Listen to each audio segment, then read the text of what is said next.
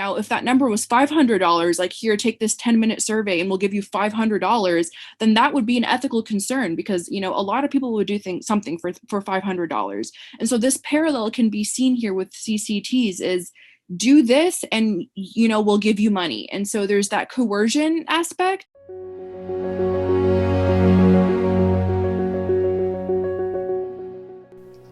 Hello, and welcome back to the Public Health Initiative podcast, where we review different interventions around the world and have a discussion about their impacts.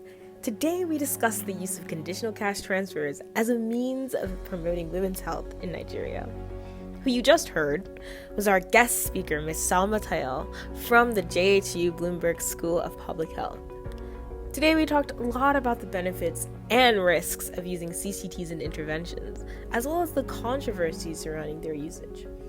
This episode was really insightful, and we hit on what I like to call the balancing act of public health interventions, making sure you're helping a community without doing any unintended harms. So, let's hop right into it. Today we're talking about conditional cash transfers for the promotion of Nigerian women's maternal and reproductive health. The main question that we're going to be looking at is whether or not CCTs are effective in promoting better health outcomes and ethics. Nigeria accounts for a large portion of the maternal mortality rates globally. Due to these problems, the government decided to start a conditional cash transfer program in order to encourage women to get sufficient health care. So what exactly are the health problems that these women are facing? Nigeria is the country in which nearly 20% of all global maternal deaths take place. Between 2005 and 2015, it's estimated that over 600,000 maternal deaths and no less than 900,000 maternal near-miss cases occurred in the country. Conditional cash transfer programs were started in the late 1990s in Latin America and have become the anti-poverty program of choice in many developing countries in the region and beyond. The government of Nigeria initiated a conditional cash transfer program to encourage pregnant women to utilize services at designated health facilities. CCT programs have gained increasing popularity and have been recently implemented in several developing countries, such as Kenya, Malawi, Cambodia, South Africa, and impact evaluations from these countries show increased health service utilization. The total incentive amount in this case is 5,000 Nigerian naira, which is approximately $30 per woman, conditioned upon fulfillment of outlined co-responsibilities. And Baba Ari et al., the conditional cash transfer for maternal health interventions, factors influencing uptake in north-central Nigeria, researchers conducted semi-structured interviews in a rural community in north-central, trying to understand why some women did not participate and the consequent effects. It found that cash may not be a sufficient incentive to receive good health care. Other factors such as spousal influence, proximity to hospitals, and lack of trust in government are much more impactful factors. So here to discuss with us and unpack these findings is Salma Tayel, a MSPH candidate in the Department of Population, Family, and Reproductive Health at the Johns Hopkins Bloomberg School of Public Health. Her work primarily focuses on women's sexual and reproductive health, maternity, and child health. So perfect for the topics that we will be discussing today. Great to have you here with us today, Ms. Tayel. So nice to be here. Thank you so much for having me here. Yes, thank you so much for being here. So let's discuss the overall impact of the CCT pilot program in Nigeria. Researchers in Baba Ari et al.'s article notes that many of the effects of CCT programs in the country are temporal and not long-lasting. Even though the positive impacts of CCT are found to be short-term, do you still think that they're still worthwhile as an intervention, Salma Tayel? Yeah, I definitely do think that, as you mentioned, although CCT results are found to be short term, I do think that they're worth it. They can introduce new ideas and new ideas about health behavior or well-being that community members can actually end up valuing in the long term.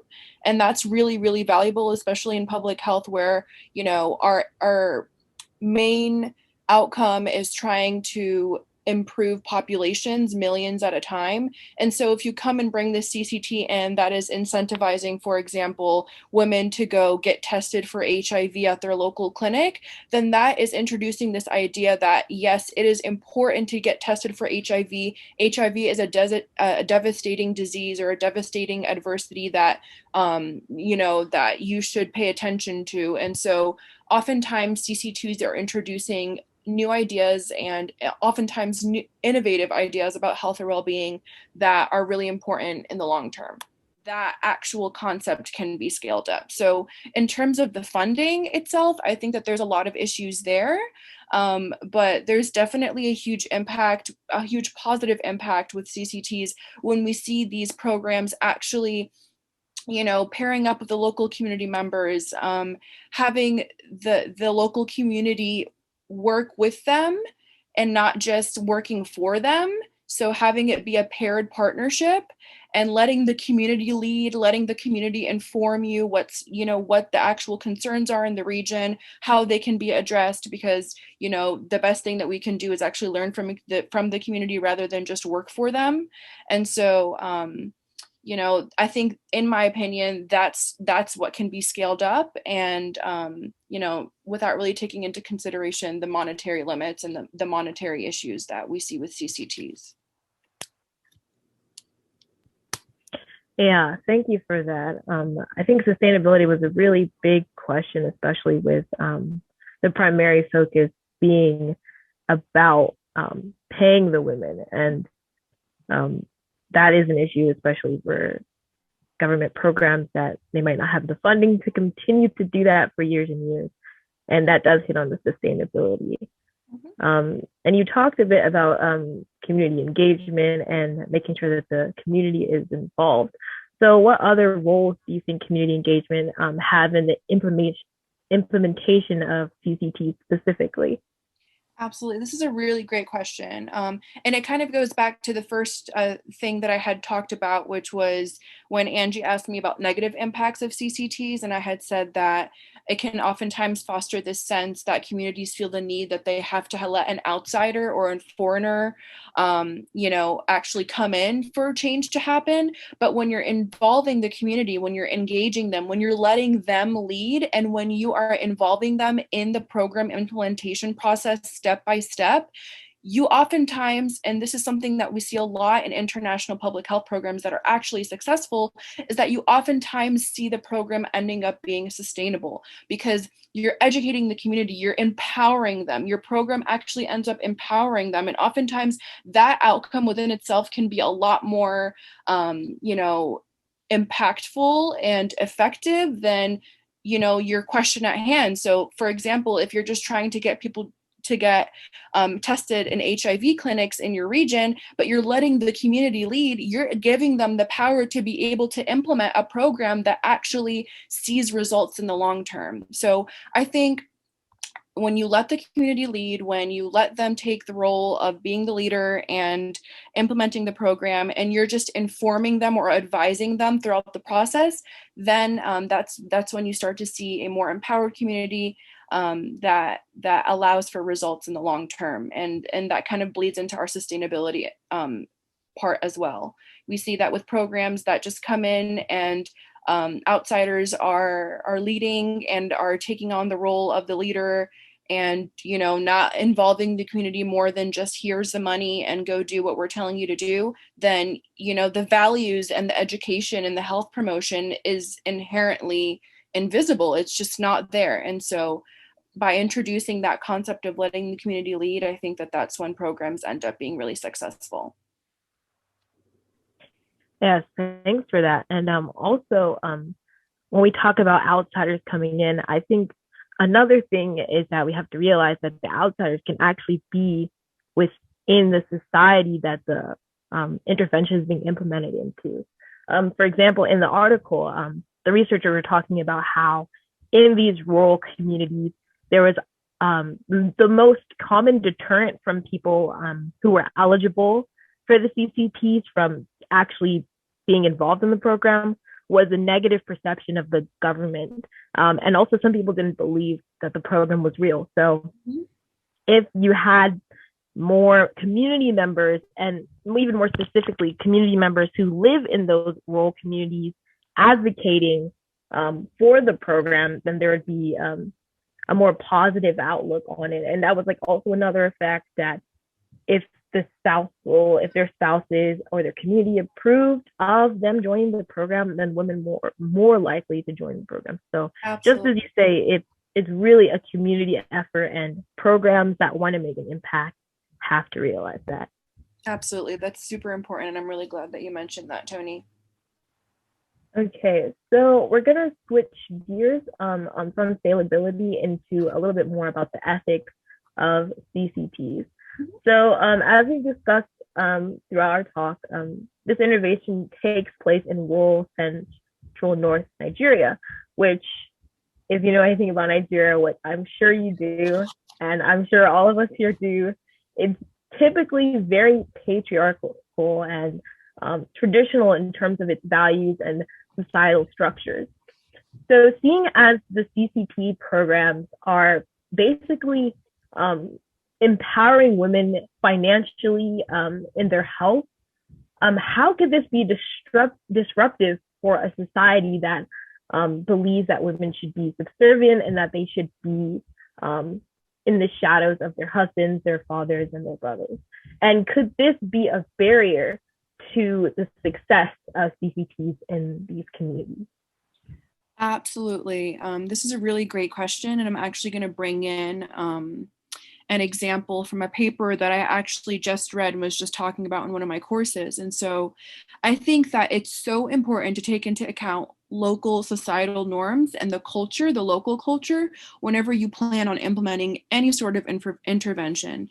As you know, in my opinion, they can basically provide you with a blueprint on how to go about the process and how to ensure a successful intervention. And so, as I mentioned, this question reminds me of a paper that I was just reading, and it was this maternal health intervention that took place in rural India, so very similar rural contexts, and the main outcome of this, like their main research objective, was to increase maternal health care utilization and to empower women. And so the two main things that they did was they built a police station in this rural town in India, and it was a female only police station. Okay, that was the first thing. And then the second thing was they what was the term? They increased resources, maternal health care resources such as ultrasounds, pap smears. They trained local community health workers on things pertaining to maternal health care because this was something that was at a deficit in the region. And so after 10 years, they came back and they tried to evaluate the intervention. And the first thing that they saw was that the local police station that they had built was overthrown, and it was taken over by the men in the region. That was the first thing. And the second thing was they actually noticed, and this was really interesting to me, that the sex ratio, which is the amount of males to females, actually increased in the area. So let's say it was like one for every 3 males, there was 2 females in the region. They noticed that after 10 years, it was like for every 10 males, there was 4 females in the region. And they looked into it, and it was because apparently their women's males partners were taking them to these appointments and were using the ultrasounds, which, you know, were put in place initially to just be used for general maternal healthcare outcomes. So monitoring the health of the baby, monitoring the health of the woman, monitoring her reproductive organs, etc. And so they were actually taking the woman and taking her to these appointments, and they were noticing that as soon as the male partner realized that the child was a female or was a baby, like a female baby, then they would abort the child. So they were essentially using these ultrasounds that were essentially initially being used just for maternal health care outcomes to actually do sex selective abortion. And this was a huge unintended consequence in this program. And so kind of tying this back to CCTs is this highlights what happens when researchers don't take into account local norms, since norms are essentially how society functions. So with CCTs, I can imagine that there are many instances where money can be taken by the husband and, he would end up actually being incentivized to go to the healthcare appointment or to the doctor's appointment, or to go get tested for whatever, or to go get contraceptives for whatever, than the woman who actually went and did the task that the CCT was aimed for her to do. Or for example, money is taken, so the money is completely taken by the male partner, and he doesn't let her go to the doctor's appointment or whatever the intervention is. So this can definitely be a barrier to its success, and it's super important to take this into account when designing and implementing CCTs. Yeah, it's amazing, honestly, how interventions can have such drastic unintended effects. And the more I read and the more I learn about it's a balancing act of being in the public health world and trying to understand the communities that you're aiming to help. Another example from another paper, which was based more on unconditional cash transfers, which we will talk about in a moment, said that one of the unintended effects, this is also in Nigeria, I believe a bit more south than in the northern region, where women who were receiving monetary benefits to basically put their daughters in school, to make sure that they're taking care of their daughters and they're taking care of their own health. Mothers who had male children who were in school ended up disenrolling their child from school simply because they were not benefiting from the CCTs, which were given to mothers with female children. So it's just an interesting dynamic, an interesting interplay, and trying to figure out how to implement these interventions in ways that do not create unintended effects. So moving on a bit about like what I was discussing just now, should the payments be conditional, or is that also another barrier? Because just now I was discussing about another intervention that used unconditional payments. So in this intervention that took place in the southern region of Nigeria, basically mothers of daughters were provided a monthly fee, a bit less than what this intervention is providing, and they were educated on maternity health, benefits of schooling for children, and they were just given that information, and it was just presented to them by the people in the community, and they were just paid monthly to buy groceries or do whatever with the money that they were given, to be honest. But with the intention that they would use the information that they were given and the money as well to then carry out all that they had learned. So based on what we discussed about CCTs, I just want to ask about, what do you think is more effective? The payments being conditional or unconditional? And is the conditionality of it a barrier for cash transfers from being successful? That's a really interesting question, because to me, I don't think that the true success is in whether or not the payments are conditional. I think it's in how the program implementers are taking the time and the effort, and how they're prioritizing actually creating sustainable health behavior change.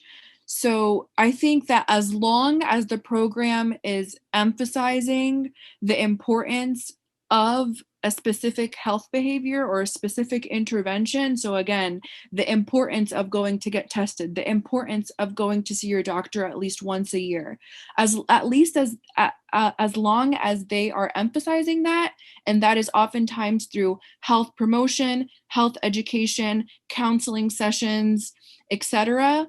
That's when I think that the program is going to be successful. But in terms of conditional and unconditional, I do have to be honest, I don't know too much about unconditional cash transfer programs. I do know a bit more about the conditional ones, but I would get a sense that unconditional ones, they provide more autonomy to the patients or to the participants of the program, which in an ethical perspective is definitely something that researchers try to maximize, is, allowing people to act as autonomous agents, and it kind of goes into this informed consent kind of conversation.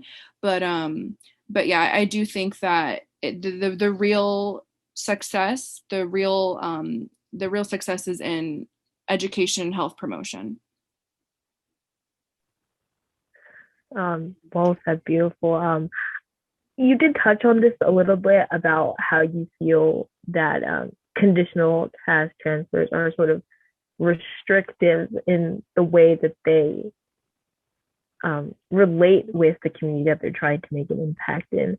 And so another topic about ethics is, do you think the actual implementation of cash transfers in any form is ethical, seeing as they're basically paying people to take care of their own health? And I know we talked about it basically throughout this session, but how is a program like this creating sustained change for society when it is very individually based? And with that, is its implementation ethical? Yeah, this is a really, really, really good question. And I think that the main guiding principles in terms of ethics and in terms of public health research is these three principles that were released in something called the Belmont Report, which is this ethical report that was released as a response to the Tuskegee syphilis study. As we all know, was this really, really horrible study that was done on Black men in 1978. And so this report was released and it highlighted three important principles, which is beneficence, which is doing no harm, maximizing benefits, and minimizing harms, and respect for persons, which is allowing people to act as autonomous agents, which I kind of touched upon, and allowing people to make their own decisions about whether or not they want to participate in a study or whether or not, so like allowing them to leave the study whenever they want to, for example. And then something called justice, which is ensuring equitable distribution of the costs and benefits of an intervention or of this research, for example. So in terms of conditional cash transfers, I think that the biggest piece of this is when it comes to the respect for persons principle, and it really lies in the informed consent piece. I think that this is where the biggest ethical concern is, in my opinion. So there is a level of coercion, I think, that can actually end up happening if researchers are not implementing this in an ethical way. So persons saying yes to being a part of a study because that's something that they're in dire need of, which is money, for example. And it can be seen as, again, borderline coercion because this is something that many people need, and a lot of research ethics committees are actually taking this into consideration now. So for example, you all are students and you probably get like links to, oh, take this 30-minute survey and we'll give you a $10 Amazon gift card, for example. And so that number, the $10, is actually really well thought out, and this is something that is approved by a local ethics board, because essentially that's a number that, you know, your targeted population, like college students, will not drop everything for and run to do as soon as possible, you know, but it's also something that will kind of just like lightly push you to do it. Now, if that number was $500, like, here, take this 10-minute survey and we'll give you $500, then that would be an ethical concern, because, you know, a lot of people would do something for $500. And so this parallel can be seen here with CCTs is, do this and, you know, we'll give you money. And so there's that coercion aspect. And I think that a lot of public health international programs are kind of steering away from conditional cash transfers and focusing more on sustainable health behavior change through maybe, you know, communication programs or media campaigns or whatever it is, or policy initiatives. And so I definitely do think that, you know, this strings attached kind of approach does have ethical concerns. And in terms of sustainable change, I do think that there are a lot of implications when it comes to that ethically. Yes. Even the researchers did note that in their interview process, that some people in the community didn't fully understand what they were getting into, but because they needed the money, because it was appealing to them, they took part in it. And that was something that the researchers noted as critical that if policymakers wanted to implement this in other regions of the country, they would have to watch out for this and make sure that the community members are fully conscious and fully consenting to what they're getting into. Absolutely. And the success in that really does lie in ensuring a just, informed consent process. Oftentimes, consent forms are written up in the English language and then they're translated to the country of interest's language. And so ensuring that you're actually using someone from the community to translate that into layman's terms, not using huge research terms that people may not understand. Sitting down with the community and having a panel with them and, just literally just explaining to them what the study is, why we want you to be a part of the study, how is this going to benefit the general society, how is this going to benefit you on a individual level, and taking it from there. And you mentioned that programs, in order for them to be considered ethical, they have to promote justice. Another thing that the researchers mentioned was that there was some irregularity of payments, unclear payment mechanisms, and then also sort of the taking of funds by local officials rather than them getting dispersed completely to the populations that they were meant to impact. And so we see that there are some aspects of CCTs that can get out of hand if they're not monitored correctly or regulated correctly. So it really is a balancing act with this, as we discussed. Absolutely. And in public health, we always say that you should put more time and effort and research into actually designing your study than implementing it, because the design is where the success is. And if you're adhering to study design and study protocol, then oftentimes your actual implementation product and outcomes will be just and fair and will ensure that there are no unintended consequences. Another thing that I don't think we really touched on in our talk was access. And I just wanted to briefly talk about this, especially in regards to CCTs. So how this particular intervention worked is that it was trying to mitigate the fact that there were available maternity health facilities, but there was not a lot of usage.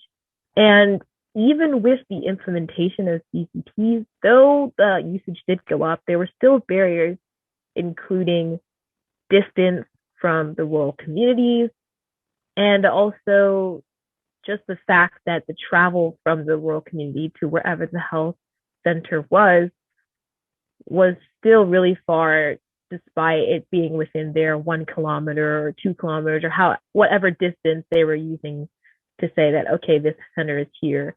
But for some persons who may not be able to make that journey, it was still considered really far. So there's just a lot of things to put into play, it seems, when designing an intervention.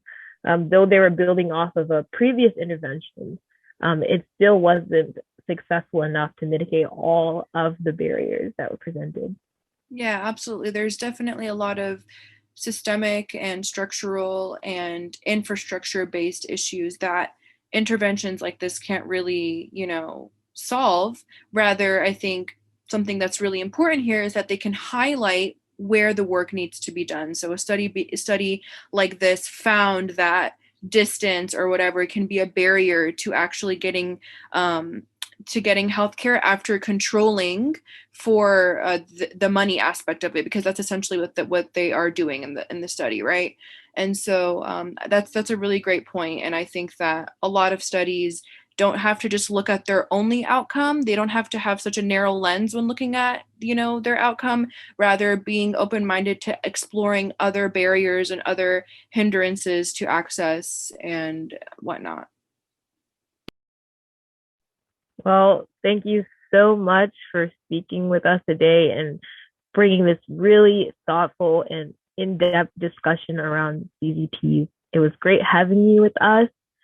And we hope that this probes thought and just everyone who listens to this podcast to really think further about how health interventions in other countries or in your own country have ripple effects and impacts. Of course. Thank you so much for having me, and it's been an honor.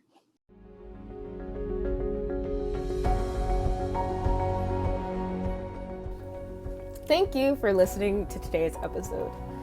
Today we learned that CCTs can help introduce new ideas about health and well-being into a community.